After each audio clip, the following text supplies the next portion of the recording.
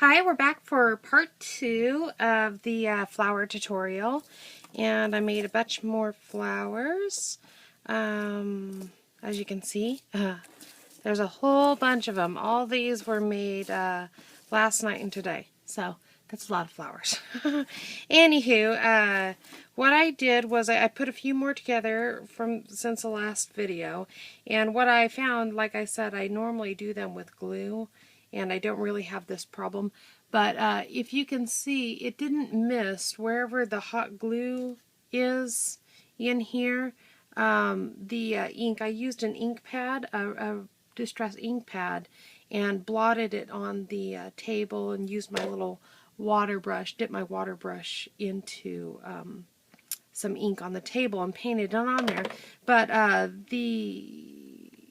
the little hot glue worked as a resist, so it didn't take to that. So if your paint will cover it up, but the dyes, it'll act as a resist. So if you want to use dye inks, you need to color your paper before you die cut it, or before you roll it and add the hot glue for sure.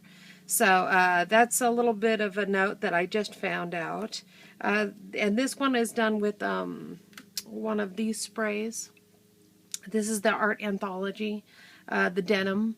So this is a dye ink spray, I believe.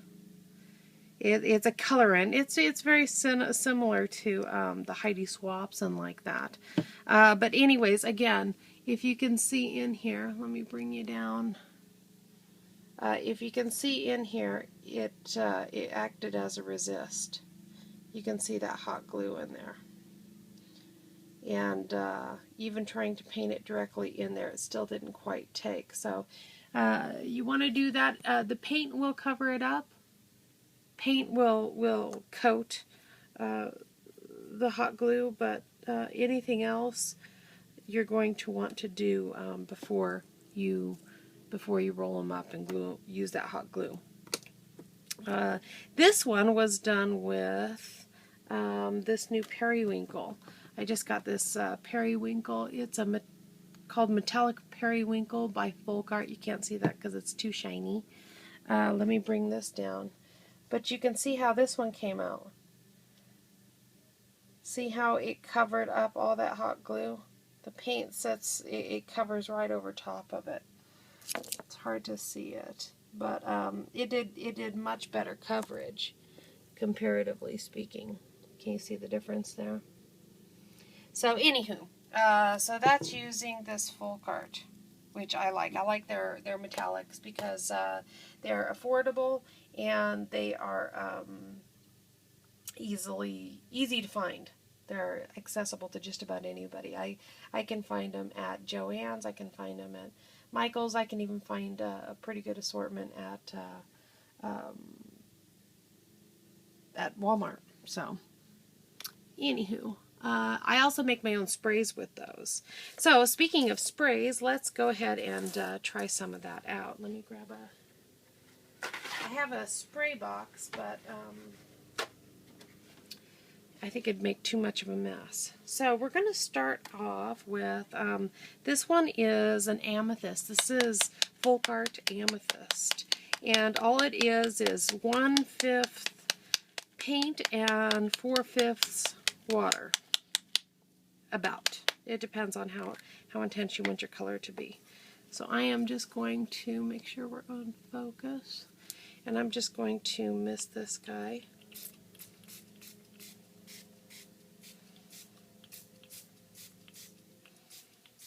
Okay, and then I'm going to take my brush and I'm going to dip it in the spray that's left over on the mat, and I'm going to get the back sides.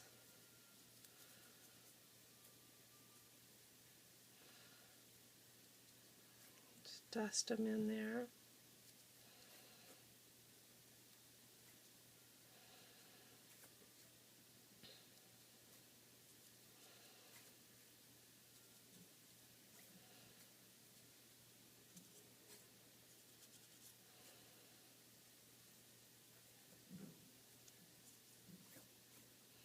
Yeah, I would definitely recommend coloring these before, or at least if you're going to mist them, because even this mist, if it's not straight, like this one I painted with straight paint. This one is still letting it act as a resist. It's sitting a little bit on the top of the hot glue, but you can still see it. So somebody's got a leaf blower out there if you guys can hear that. It's quite noisy. I don't normally do videos during the day, but in order to make sure I got this one done in a timely manner. Okay, so there's a lavender. And I also wanted to show you, let's see, I wanted to show you, this is a Folk Art Metallic Pure Gold. I wanted to show you this on the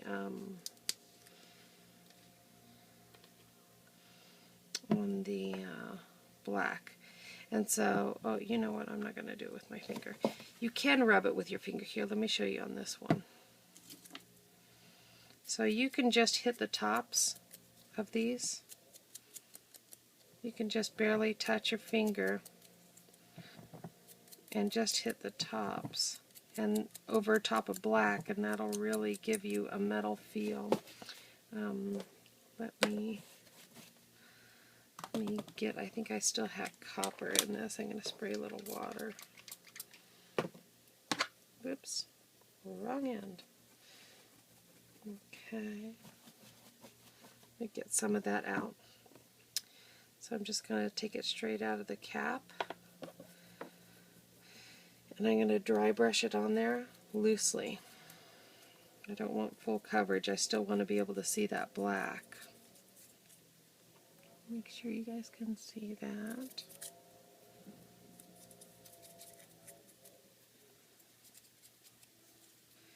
I'm going to get a little bit inside there. And this is just, again, it's just straight paint on a brush.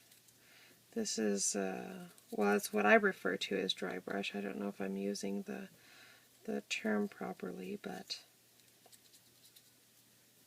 now this will cover up that glue. Okay, and we're going to get, even though we probably won't ever see the back sides, we're going to just dust over them so that they don't look in that flat black. I really want this to look like it's been sculpted out of metal. Alright, so there we go. This is the dry brush.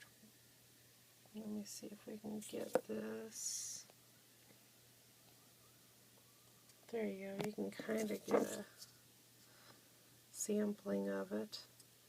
But it definitely looks like metal, and all that was black cardstock. Oof. Does not like that black. So, anywho. So that's the metal technique. And what I did on my flowers was I just, all I did was I made a rose and I covered it in matte finish decoupage, and it made it look like vinyl. Let me show you that one more time. Oops. Let you look at a flower while I'm grabbing it. This was, all this was a flower, and then I covered it in a matte finish. Well, you know what? It was a glossy. It was a glossy finish decoupage. And it made them really tough. I mean, these things are almost indestructible, and all this was this same black cardstock that I always use. So all that is glossy decoupage over top, and this isn't a great image of them, but it does make them look like vinyl. Quite cool. Anywho, So there's some ideas. Let me put you back up here. Maybe I can find, oops, here we go. Let's see, I wanted to show you, you can spray on the black too.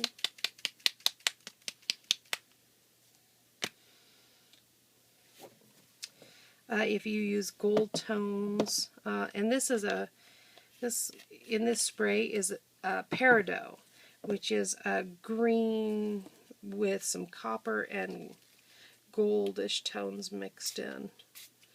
So it gives it kind of a creepy feel. And it does not take much. And I think that's actually probably enough. And if you ever get any glops, you can just blot it off. There's one right there. So the green's not going to come out so much, but the gold hues will. You just have to test. Let me show you this one now. So I turned it from black. Okay. It really does not like black. Alright. If you can see, it's not a great representation of it. Anywho, it has gold and green tones to it now. But kind of creepy looking. I wish it photographed it better. But maybe you can see a little bit of the green in there, but definitely the gold. And so just really subtle, great for Halloween. And put you back up here. Let's see, what else can we play with. I also wanted to play around with some of the perfect pearls. So we will give that a whirl. I haven't ever used them before.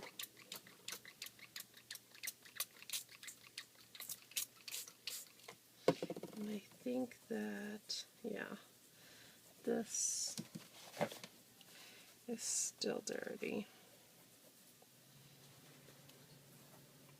but not for long. Okay, so let's get rid of that. Got some gold over here, copper over there, a little blue down here. You gotta love these mats. They clean up so quickly. Okay, so perfect pearls they have a fixative in there, which is basically like a glue. But in order to activate the glue, you have to have water. So what I'm going to do is I am going to attempt to paint with the perfect pearls using the water. I'm going to get a little bit, it's like a mica. And get some more of that. And I still think it's going to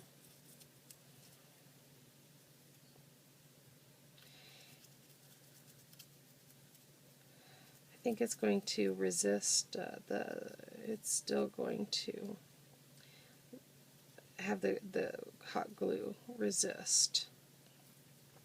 So I guess the lesson with using the hot glue is, yes, it works quick and it makes making the flowers easier, but you need to make sure that you have your colors, other than, you know, painting a dry brush over top. You need to have that done before you use the hot glue. This is a neat kind of watercolored look, though. Kind of cute, kind of beachy color. Like it's washed.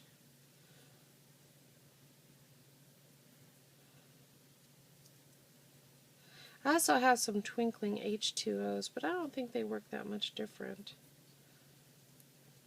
Okay, so if we threw something in the center of that to hide that ball of hot glue, I think that might look kind of cute.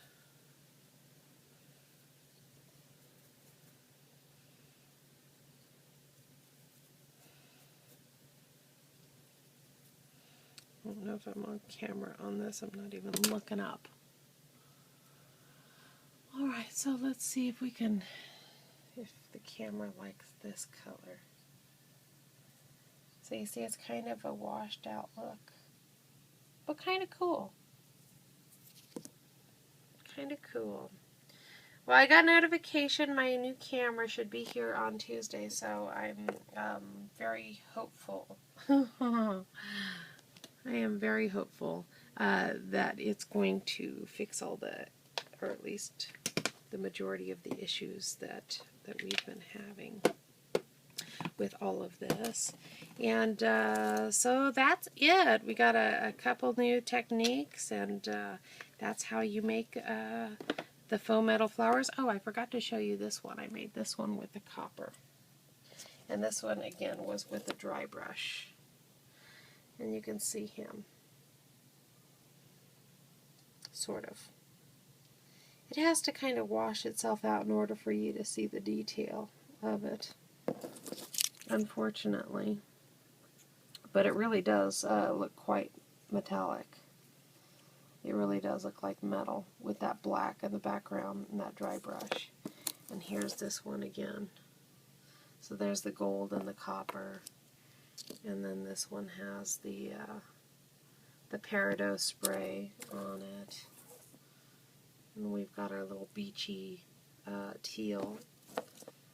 And there's our lavender with our shimmer on it, if you can see that shimmer. Kind of cute. And then this one was straight paint with a periwinkle metallic. And this one was done with peacock feathers using a Ranger water brush. And then I misted it with, this one is,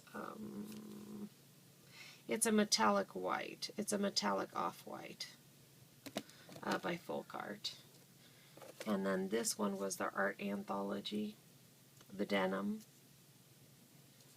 which would have been really great if you wouldn't been able to see that hot glue in the center. So if I would have done that ahead of time, it would have looked a lot better. So, note to self.